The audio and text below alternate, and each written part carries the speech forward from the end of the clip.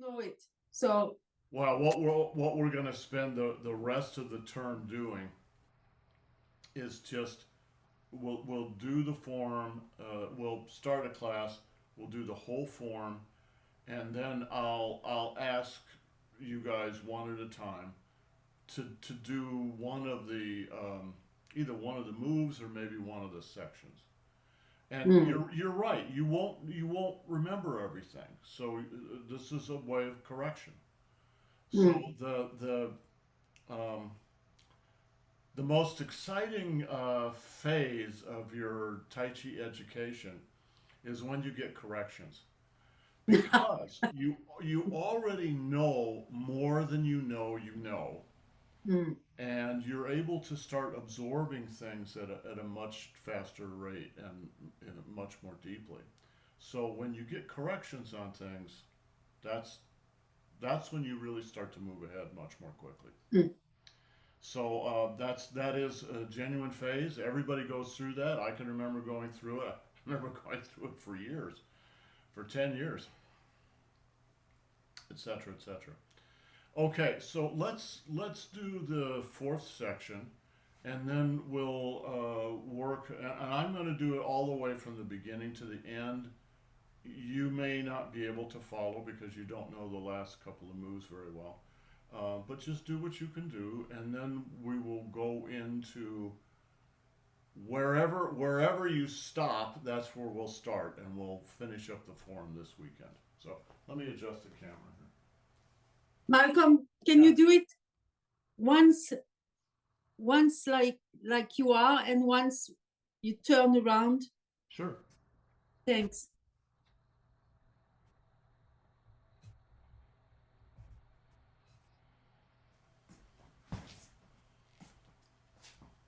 So I think I mentioned to you guys last weekend that we supposedly have a new student coming in. He claims he's going to come in tomorrow. Um, anyway, he's going to come in tomorrow supposedly. So he's going to be kind of a duck out of water because we've already finished the form.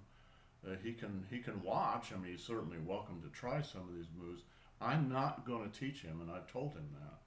I'm going to work with you guys, so he's going to be watching. Watching counts. Watching is important.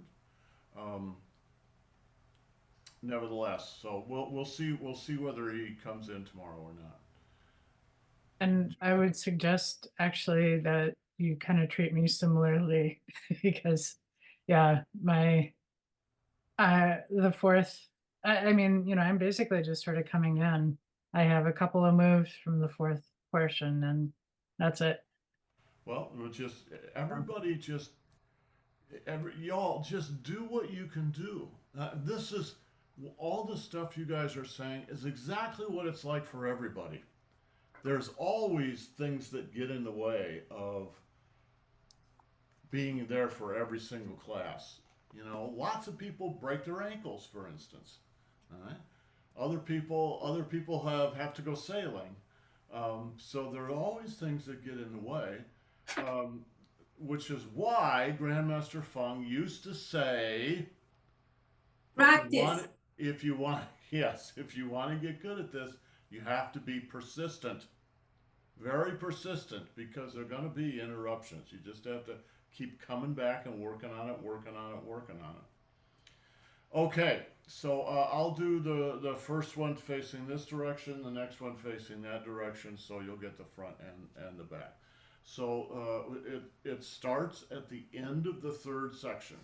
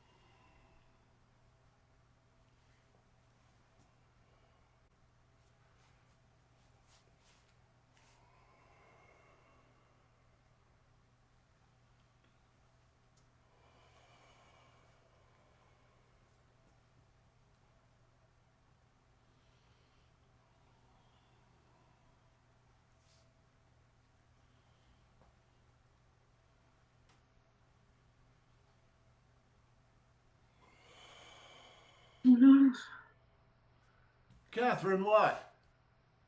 Nothing. I just don't remember anything. It's okay. And my screen is so small, it's really annoying. I know it's very difficult to work with a small screen.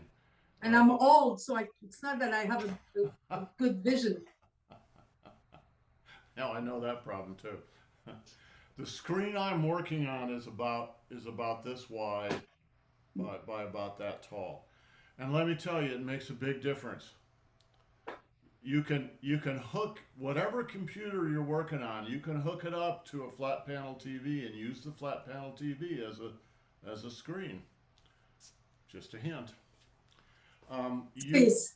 The bigger the image you're working with, the easier this is to get. It's that simple.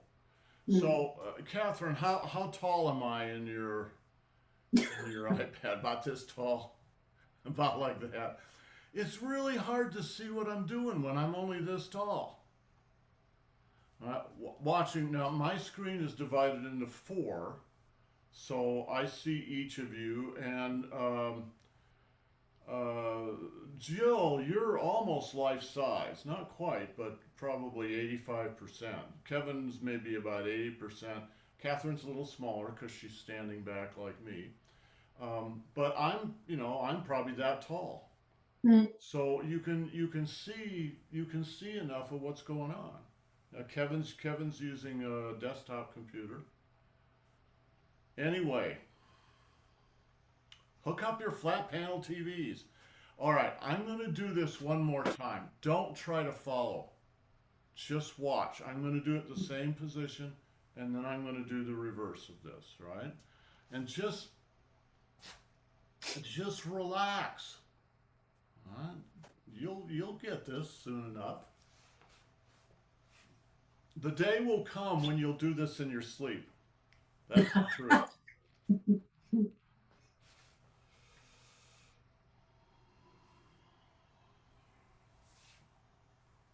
going to do it very slow.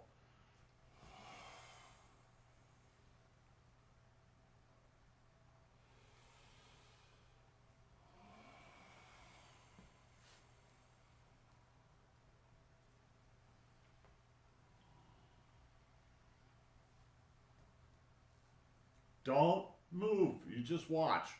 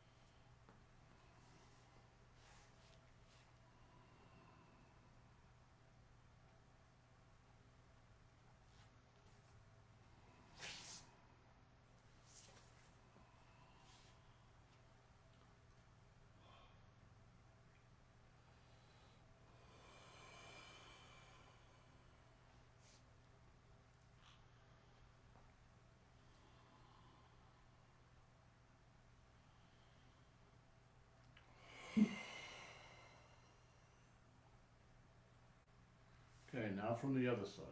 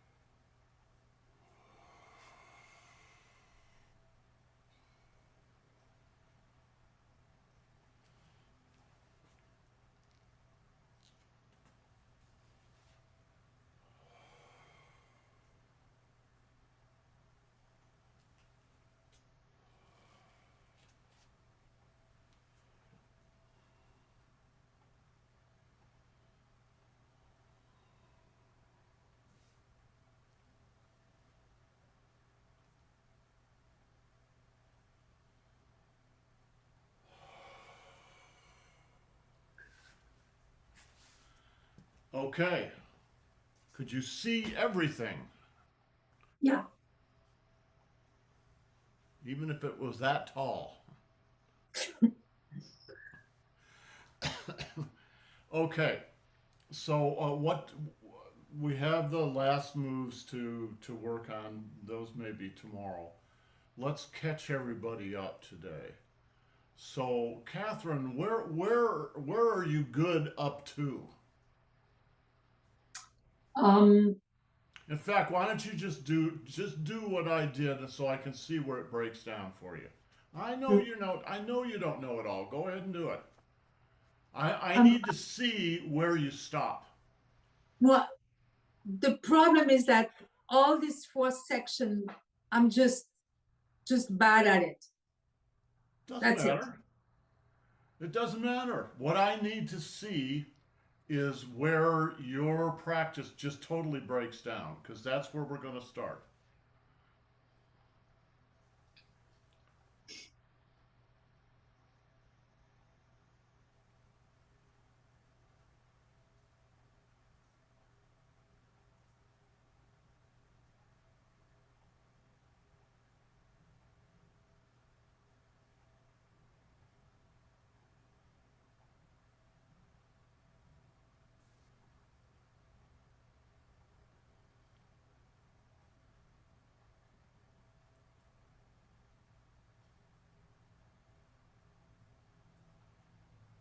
Okay, stop.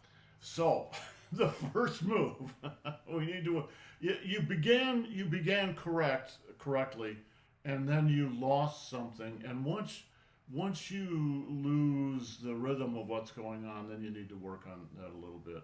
And yeah, Kevin.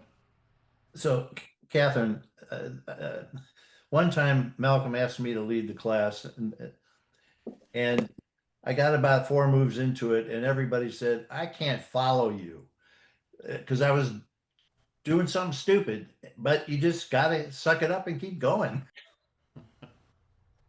You know, Master Zhang used to do the same thing, and I can remember after I had been there in his class for 3 or 4 years, and we knew a bunch of forms. We knew the 24 and the 48 and the 83 and the 71 and the sword and the saber. Those were the main ones we worked on.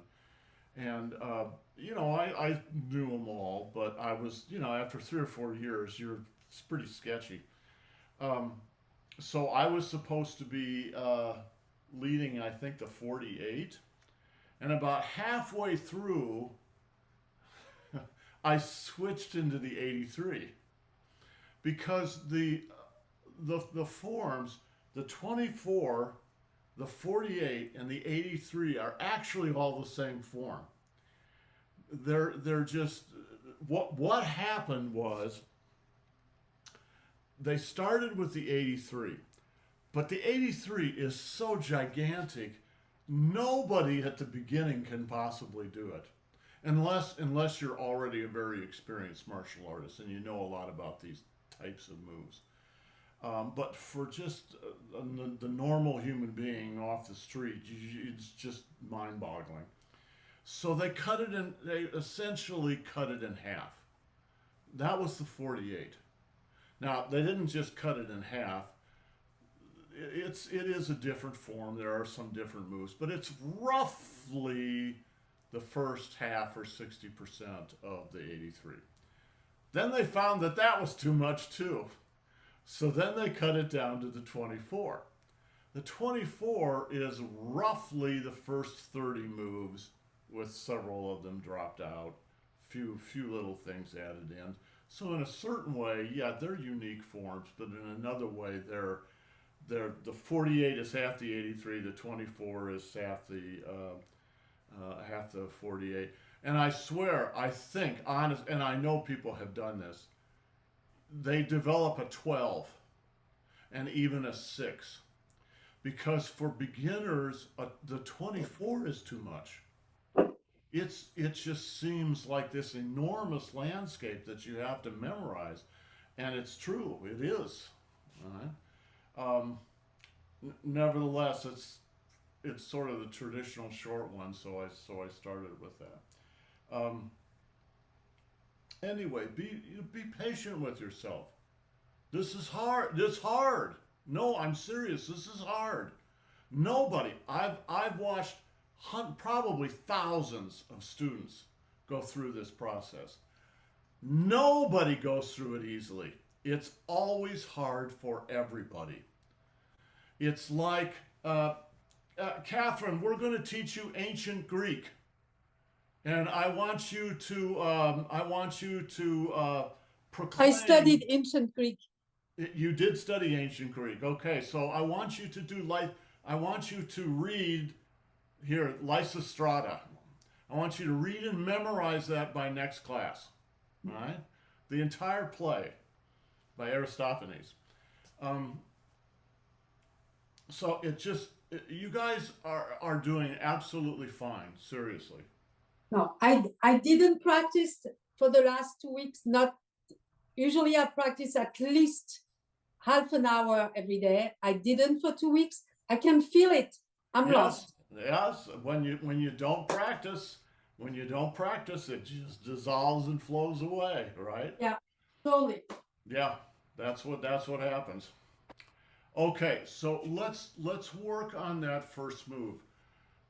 Catherine, you had the right idea with the beginning of it, but once you started to do the turn, you didn't know what to do with your arms, and once you start losing it, then the whole thing loses. So just watch. Like, I'm going to start with my back to you. You had this correct. You had this correct. You had this correct. You had this correct. Right? Then just place your foot. Don't even move your hands. And then just relax. You just relax down. And then throw. So that particular thing is like this, and I'm just going to do it at different angles, right? Here, step up and change your footwork. Then just relax as you shift your weight back. It's simple. You just relax. Now you're going to throw the guy. Boom. If your foot's coming this way, then your hands have to go the opposite way. So, all right, do your footwork, shift your weight, throw. Now, if your hands are up to the left, if my hands are up to the left, where are they going to go next, Jill? Right. Yes, they're going to go down to the right. All right? And then step back. And 1, 2, 3. Right? So getting the middle of the move where you're turning and it's hard to see what's going on is the trick to this move. Mm. Let me do it again with my back to you, and I'll end up facing you, and just watch.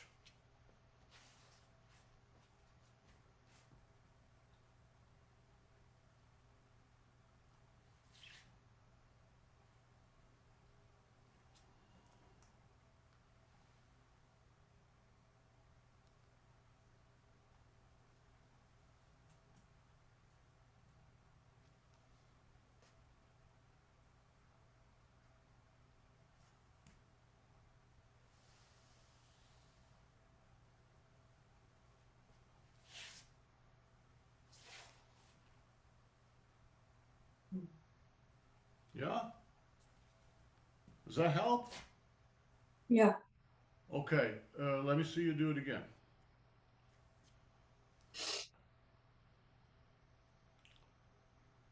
Catherine, you must have your camera or whatever up on a table or something?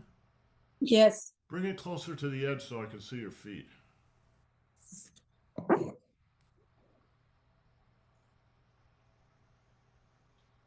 Perfect.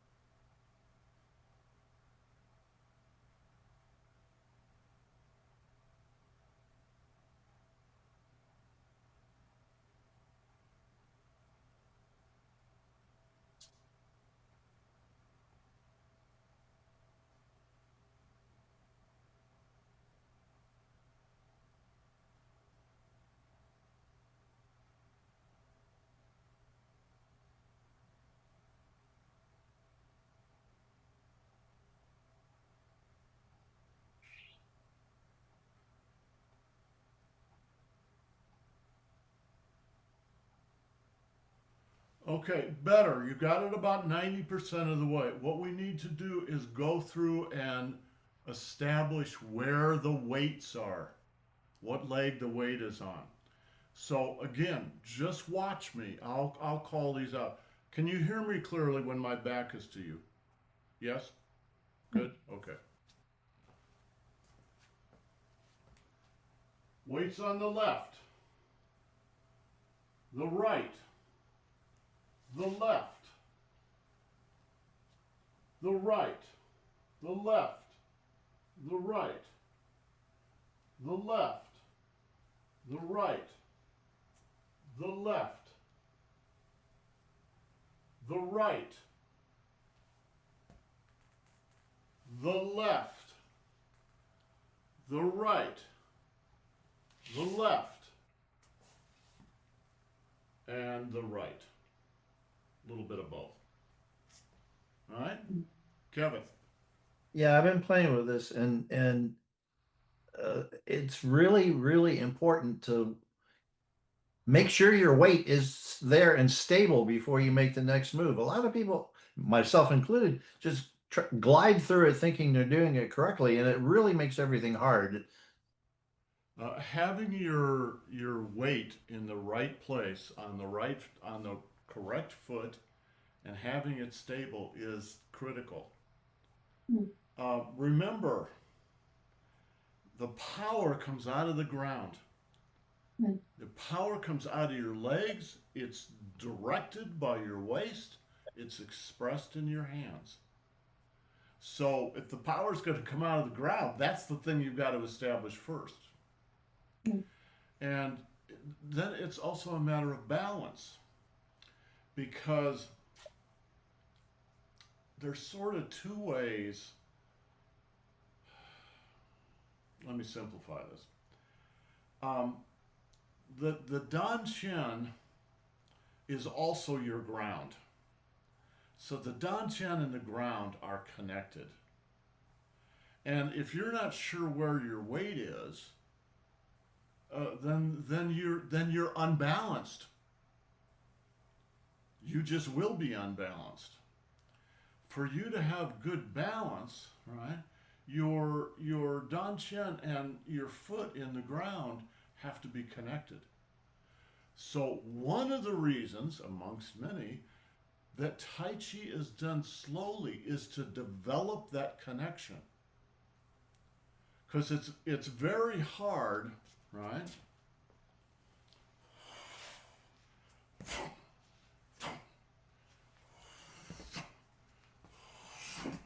It's very hard to move it at speed unless you already know everything. So, and it's not technical knowledge, it's body knowledge. It's your sense of quote unquote balance. And that comes from just slow, deliberate. Right? Master Zhang, you've heard me say this before. Master Zhang used to say, pay attention. Pay attention inside yourself. All right? That's hard to do, I know, when you're first learning the form. But once you know a move, you practice it 100 times. Why? Because your muscles need to remember this. And you need to get the basic movement down, even if it's just 70% correct.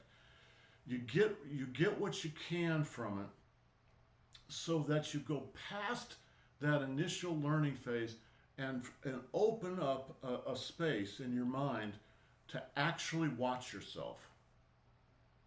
Then you'll start to pick up things like, oh, well, really my weight is like 50-50. Having your weight 50-50 is called being double weighted. And here, try this. Stand like me. All right? Distribute your weight 50-50, exactly. All right? Don't change that. Keep it 50-50. Now, move one of your feet. I can't. You can't. You have to distribute the weight now to the right foot Now to the left foot, just to do something as simple as walking. All right?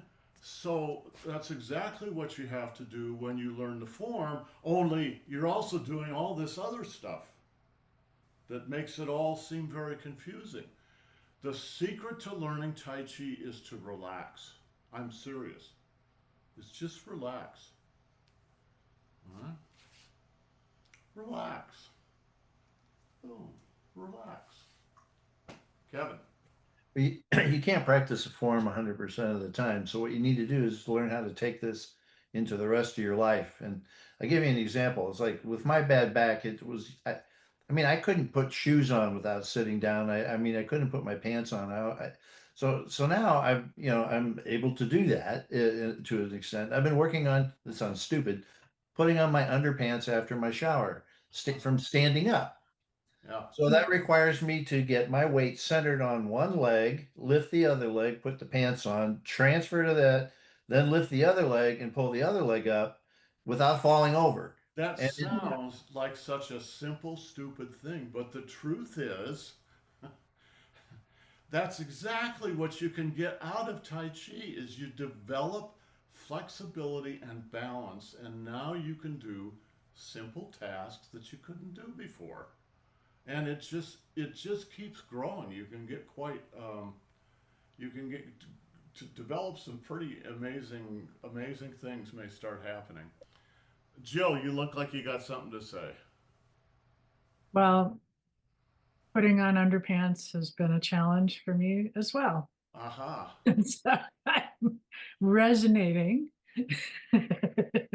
with that, like, really focusing and working with the weight balance. Yeah. Yeah, Good absolutely. with that one. Absolutely. Something that, since we moved up here 5 years ago, it's been difficult to do the kind of exercising that I used to do for a lot of reasons.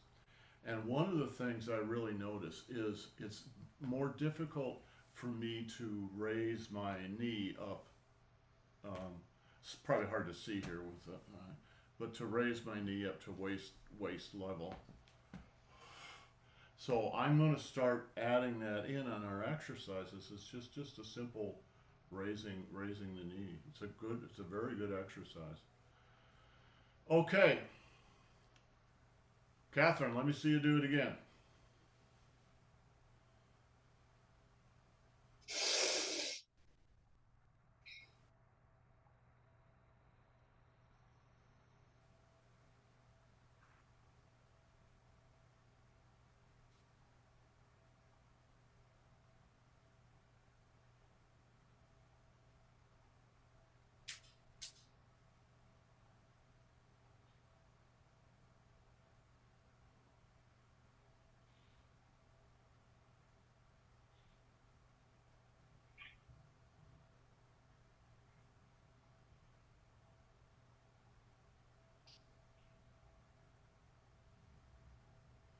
Okay, three things.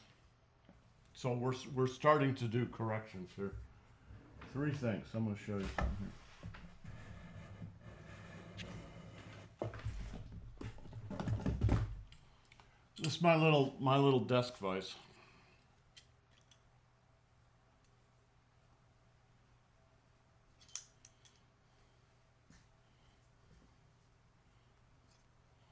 Jill, stick your finger in there. There you go. Let's get that nice and flat. Yeah. Boom. Catherine, watch this. All right. So this vise has two jaws, one coming from this side and one coming from the other side. What has that got to do with what you just did? Watch.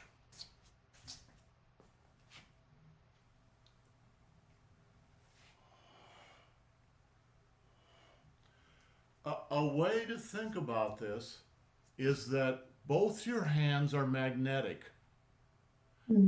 One of them, doesn't matter which one, but I would say this one is positive and this one is negative. All right? When you have two magnets, positive and negative, boom, they're going to come together, right? like the jaws of the vice.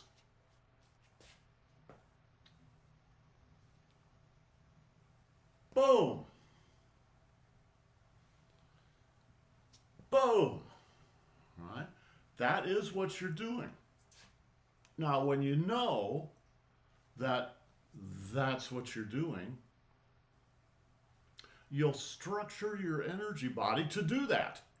If you don't know that's what you're doing, you just sort of ape the outside of the movement. The outside of the movement is not that important. The inside of the movement is important.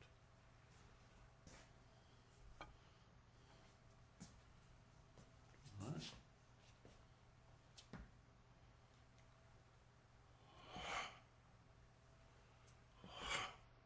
Somebody's forearm, their wrist, their elbow. Boom. Boom. Does it work, Kevin? Yeah.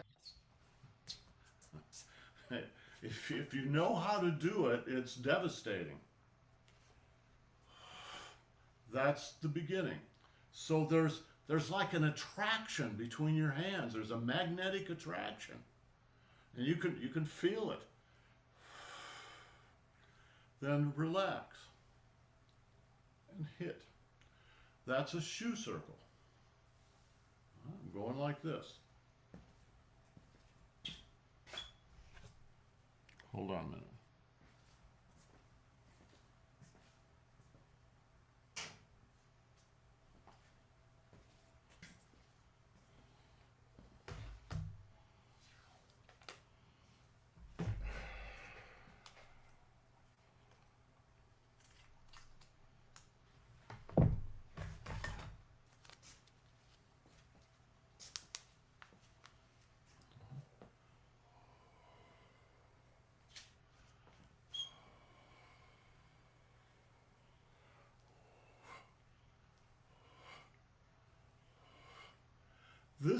This is riding on this. So this is the surfer. This is the wave.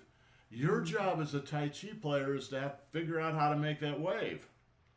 Right? Shift your weight, turn your waist, rotate your dantian. Boom, boom, boom, boom. All right? The little boom, imagine you're down at Ocean Beach.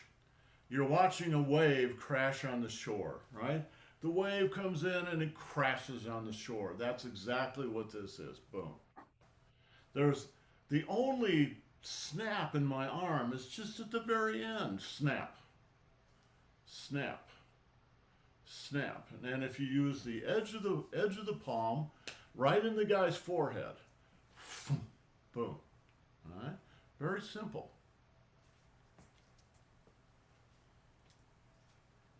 Vice.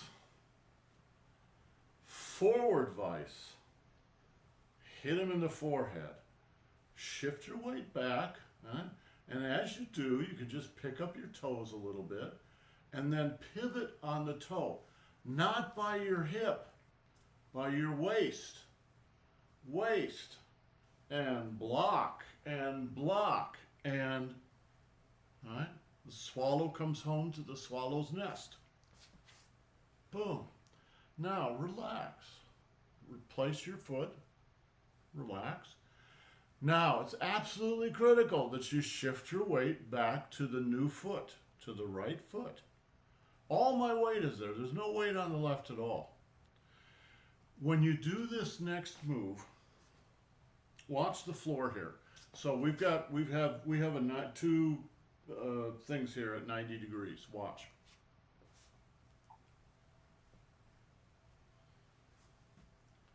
My throw is at 45 degrees here.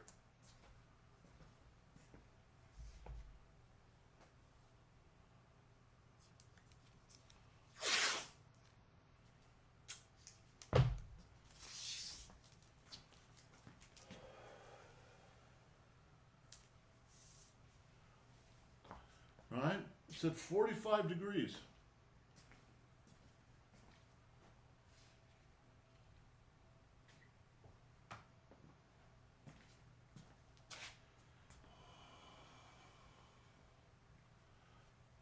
45 degrees.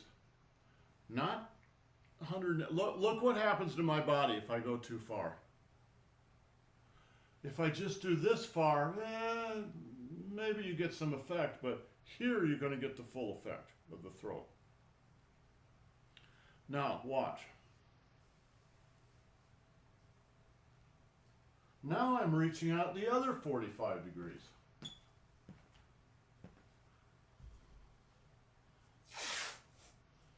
This is where we need that overhead camera.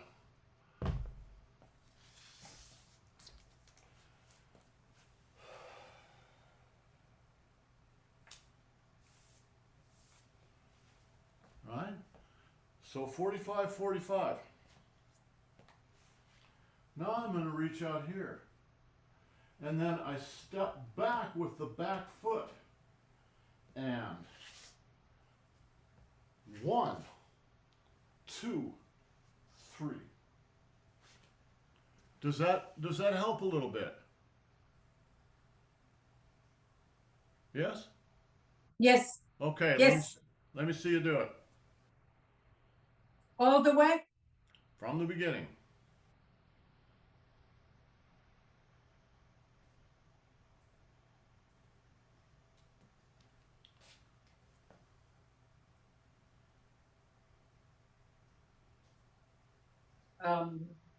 No, here.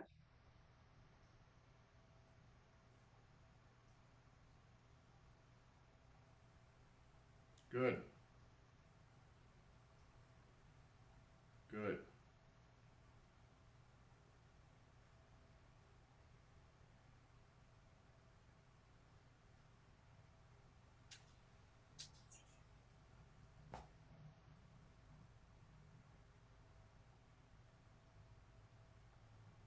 Shift your weight to the right.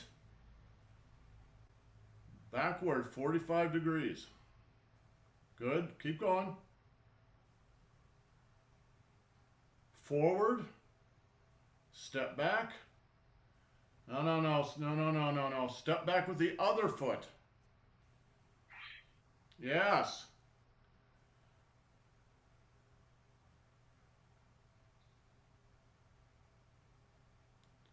I made a mistake. I have to move. I mean, I made many mistakes, but what I'm sure of is I don't move my arm and my foot together. I have to do 1, 2, 3 at the end. 1, 2, 3. Yeah. Yeah. And I did 1, 2. 1, 2. Yes. That's the biggest mistake that people make is 1, 2. Yeah, I did that. It's not that. It's 1, 2, 3. Why is it 1, 2, 3? Kevin, why is it 1, 2, 3? Instead of 1, 2.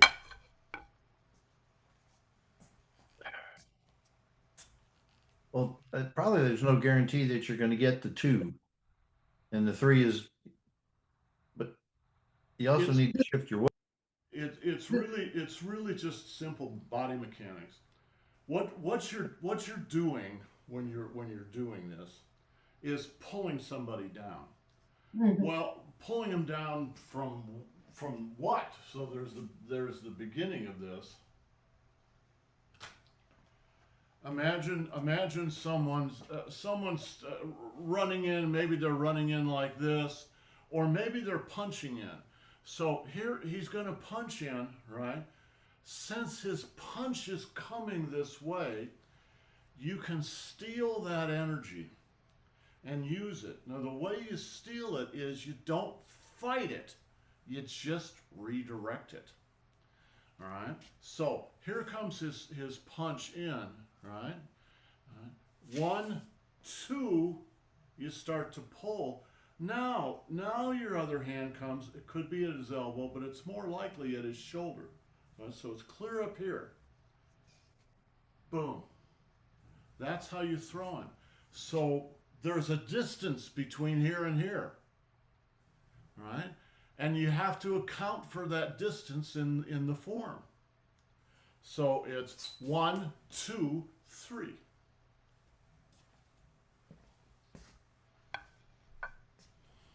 And once you really start to get that move, you can feel it in your body. You can feel what this does. All right. One. All right, watch. 2, 3.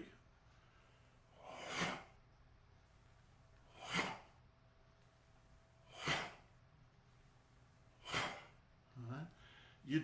I know it shows up in the hands. Ooh, look at my hands. But that's not where it happens. Where it happens is down here.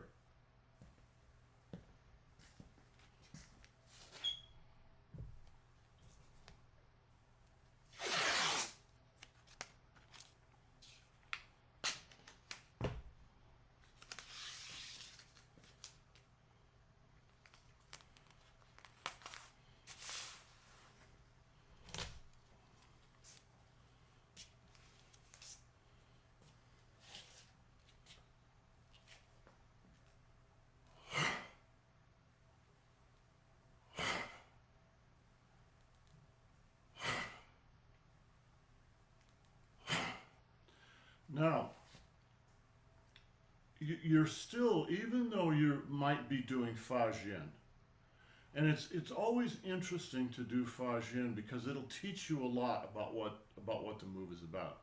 I don't think you want to do it when you do the form because it'll tire you out.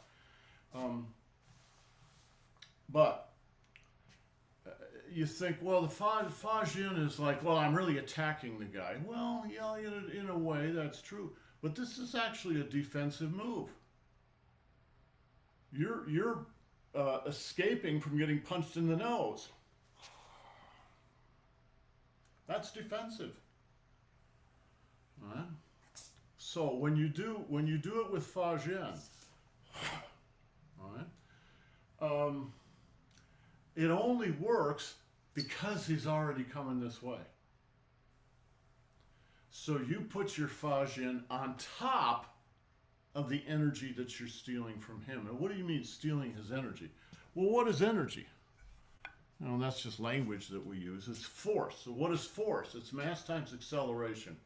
If he's punching at you, if I'm punching at someone, there's my acceleration, here's my mass, right? That's momentum going in that direction. So if somebody intercepts that and redirects it, that's what it means to steal their energy. All right?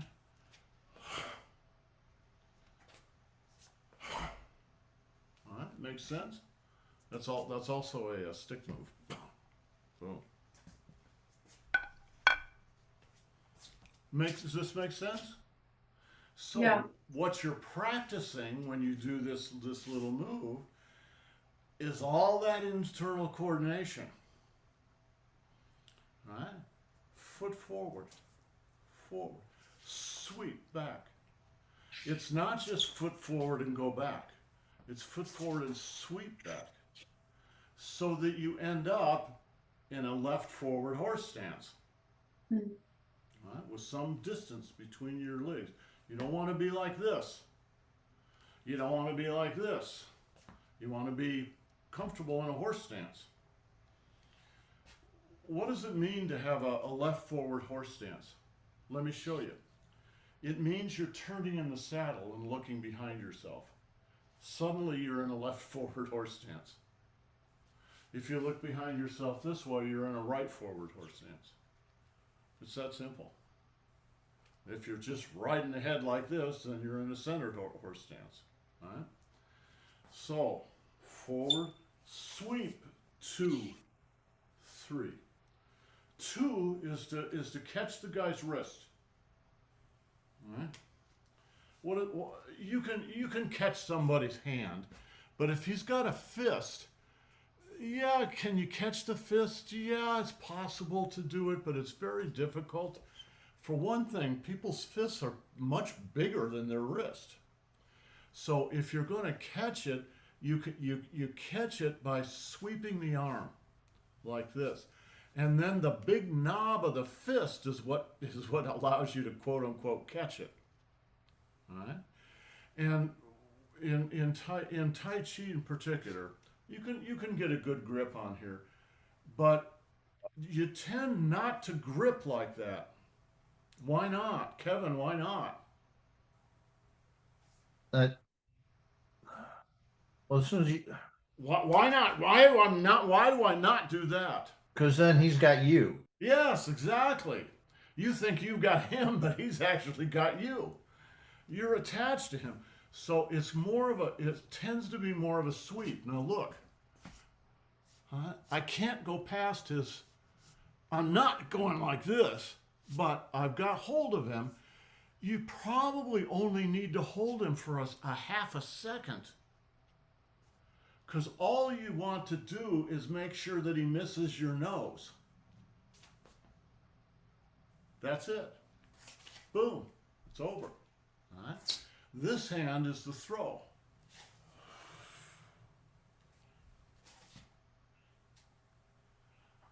Now, do this in front of a mirror. If you don't have a full-length mirror in your house, go out and buy one. I'm serious. Go out and buy a full-length mirror and put it up somewhere so you can watch your own feet. Okay, Catherine, let me show you what you just did. All right? I'm going to show you exactly what you just did. That's not good. If you've got that mirror, you will see that it's not good. Better. Could be even a little more open. Yeah. When I was practicing with Master Zhang, I went up to you guys know where Pill Hill is? Where the medical school is in San Francisco? The medical school, right in the middle of town, right above the Golden Gate Park. Anyway, that's where it is. And they had a student union there. And they had 2 dance studios in the student union because they had a rec center. And nobody ever used the dance studios. Now they do now. Now they have all kinds of classes, but back then they didn't. So they were just empty. And every morning I would go up and and of course there are dance studios, nothing but mirrors. I would go up and use those dance studios for about 2 hours every morning. And I did that for probably 8 or 10 years. And you just watch yourself. All right? You just watch yourself and go, okay, boom. Well, that looks good. All right? No, that doesn't look good. So get yourself a full-length mirror. In fact, get several mirrors. Fill up a whole wall with them. You're talking like you have a lot. I have a lot of space. I have a very small place. So, but I have a full-length mirror, but in my bedroom. Well, then you could line the walls with mirror tiles, and it'll make the space look larger. Yes, it would look twice as big that way. Okay. So try that. let's finish this move up tomorrow. We'll move on to the next one. So we're going to end up going through the 4th section twice, but I'm not going to do it 3 times. So you guys need to practice. So we sort of got about 80% of this move. We'll finish it up tomorrow. And then you got to practice so you know it by next time. And I'll tell you how Master Zhang did this.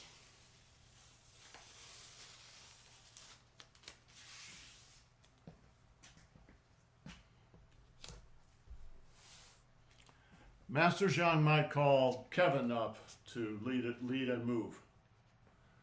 And he would watch. And he would go, last week you practiced 35 minutes.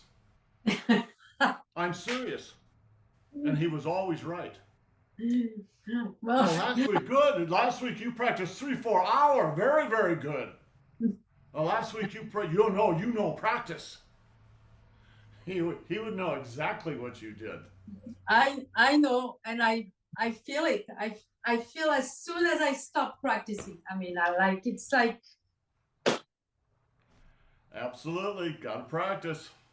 I have to do it every day, otherwise I'm losing it very quickly. That's exactly right. You just have to practice a little.